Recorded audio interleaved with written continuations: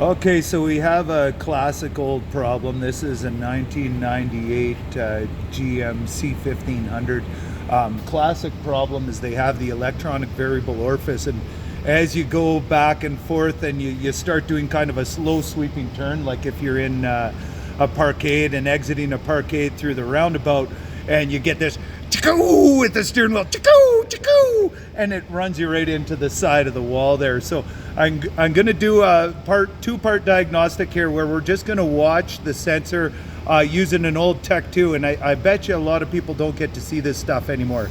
So we're going to enter the Tech2 diagnostics.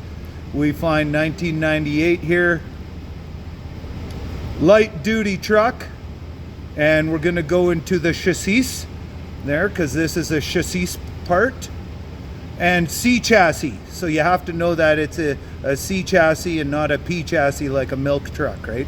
Under 15,000 GVW. Holy jumping, I'd be surprised if we put 15,000 GVW on this thing. That'd be the last trip for sure.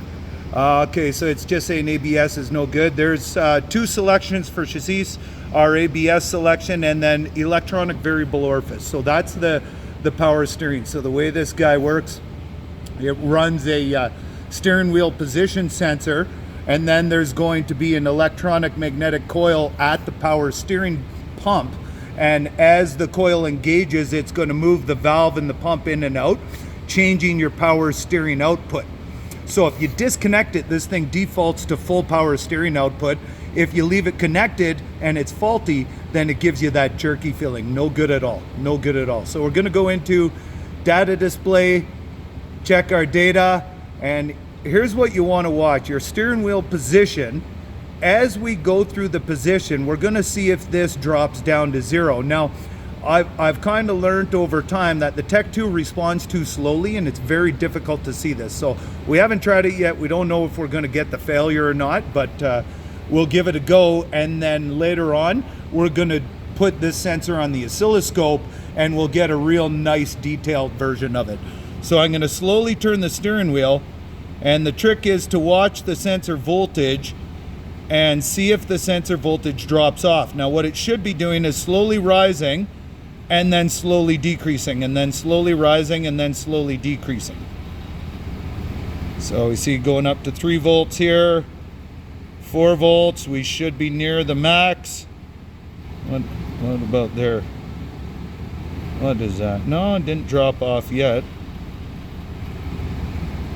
Seems kind of getting a weird reading right around there. Look at that.